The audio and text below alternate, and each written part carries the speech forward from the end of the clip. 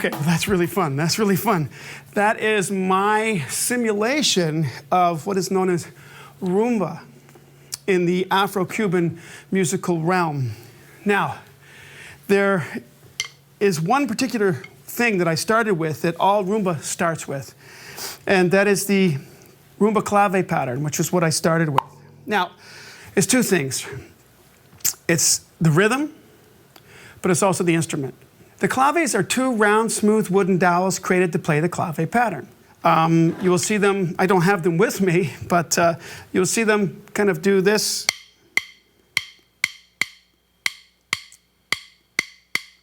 You'll usually see someone in the Cuban orchestra playing these two little wooden sticks. Those are the claves. So they were created to play the clave pattern, which is a binary pattern across two bars with usually 3 beats in one bar and 2 beats in the other bar. In Cuba, this terminology was loosely known as the front side or the forward side of the clave and the back side or reverse side of the clave. In North America, however, this became known as the 3-2 or 2-3 clave pattern. So you just need to know that the front, forward, 3-2 is the same as the reverse, the back side of the clave as the 2-3. Now, there are sort of 3 most common claves in the Afro-Cuban tradition. The first one we'll look at is what's known as the son clave. It looks like sun, S-O-N. So it's not pronounced sun, son. The rumba clave is always in the traditional rumba, which is a folkloric style music of just singing, chanting, dancing, and percussion. There are no other instruments in that, and it's very, very African-based. The Cuban or African clave is something that's usually always in 6/8. And you might see that fit inside the bembe bell pattern, okay, which is most commonly used. Now, the thing that you need to understand is that it's like in North American music, the backbeat is almost always on 2 and 4 in funk or pop or rock. We understand that, even though we don't maybe know about the background of it. In Cuban music, the clave is like a very specific thing, and it's a very Cuban thing that has African descent, but is used specifically in Cuban music. And most Cuban music is written around clave patterns. That means one song might be in 2-3, and one song might be in 3-2. It's a deep, deep learning curve, but over a while, you know, just like when you hear a jazz tune, you go 1, 3, 1, 2, 3, 4. How do you know to do that? It's a feel thing. You know, you don't ever go ding, ding, da, ding, ding, because it's like, ugh, it's horrible. In clave. Now, the thing where it gets a little bit dodgy is that sometimes, like in traditional music with singers, the clave is very specific. But if you get into playing like what we term Latin jazz, which is kind of a looser thing, the patterns are like a jazz ride cymbal. And the things can become a little bit looser. So if you're playing the cascara, it can be broken up. You're not adhering to the rules so much. There's a little bit of a looseness. So if you're playing a Latin jazz tune, you can play the son clave, or you can play the rumba clave. You can sort of just put those in at random or just play them as a part for behind a solo. But if you're playing traditional Cuban music, especially with Cubans, you need to understand. Now, the word itself, clave, translates to key, clef, code, or keystone, coming from the Latin word clavis. However, clave may also mean peg or pin, coming from the Latin root word clavia, which was a wooden dowel on the ships where they would tie ropes around it. And it was quite common back in the day for when they'd get into the port to have little jam sessions after, you know, getting off the boat. They'd be sitting around eating and drinking, and the guys would be playing. The guys would just pick up boxes and, you know, and just start playing rhythms on whatever they had. And so these guys would get these pegs and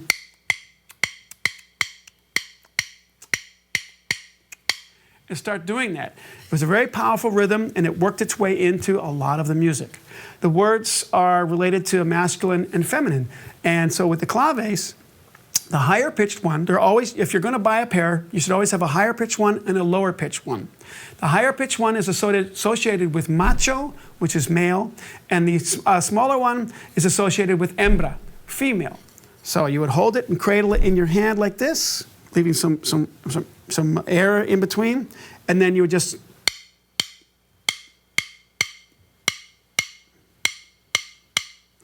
and that would be how you would sort of play the clave. Now let's talk about the specific rhythms. Let's have a look at the first one, son clave. This is associated with most of the traditional music of the early part of the 20th century, all the way up into into the 70s. A lot of music in Cuban music was written in that format. 1, 2, and 3, 4. 1, 2, 3, 4. 1, 2, and 3, 4. 1, 2, 3, 4. 1, 2, 3, 4. 1, 2, 3. That was the 3-2, because you can see there's 3 beats in one bar and 2 beats in the second bar. As I said earlier, binary pattern, 2-bar figure. 1, 2, 3, 1, 2. 1, 2, 3, 1, 2. 1, 2, 3, 1, 2. And like that. That is the son clave. That is the 3-2. Now, after a while, I don't know if it was just kind of a hip thing, but the clave started to flip, and then some music started to be written with the 2-3 side. So it became 1, 2, 3, 4, 1, 2, 3, 4, 1, 2, 3, 4, 1, 2, 3, 4, 1, 2, 3, 4, 1, 2, 3, 4, 1, 2, 3, 4, 1, 2, 3, 4, 1, 2, 3, 4. Now that's it. That's the son clave right there. The 3-2 side and the 2-3 side.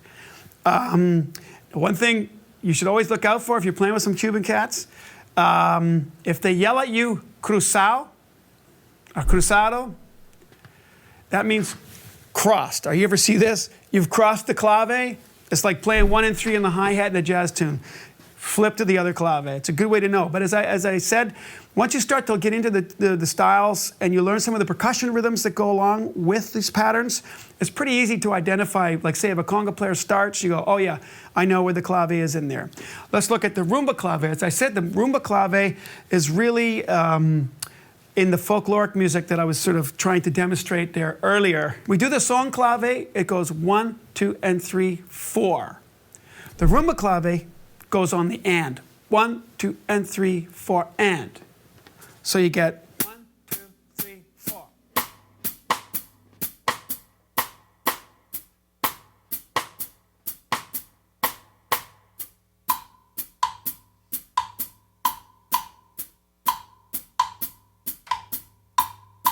Now, a lot of drum set players like that because it's kind of funkier. It's a little bit syncopated, and most modern drummers really kind of gravitate towards that. And again, the 2-3 version is very popular. Here I just played the 3-2, so now 2-3 will go like this. 1, 2, 3, 4, 1.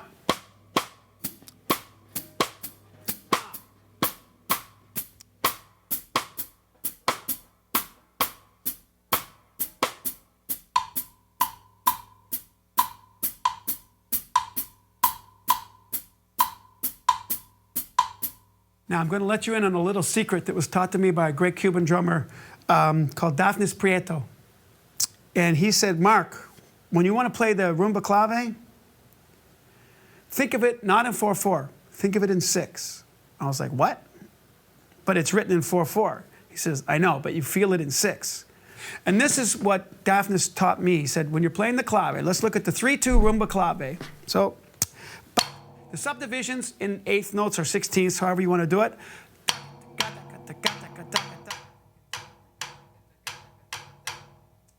He said, no, Mark, think of it in 6, like a triplet.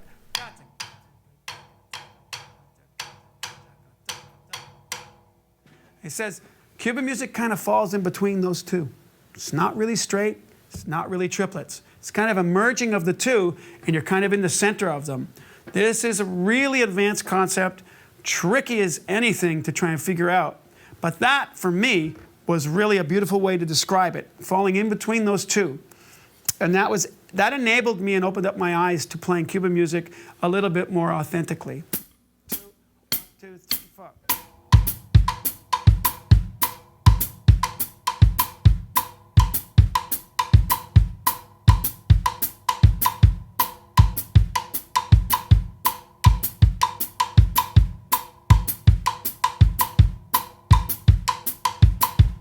Did you hear that?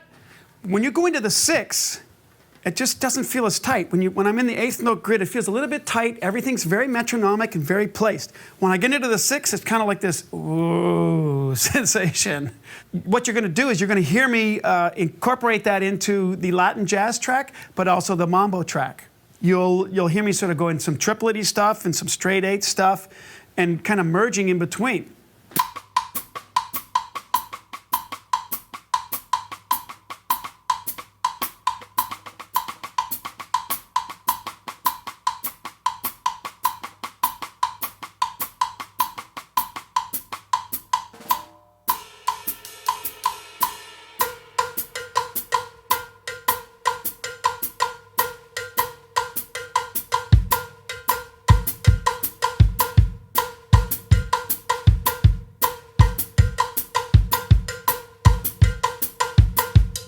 So there's the Bembe bell pattern, and there's the African clave, the 6/8 clave.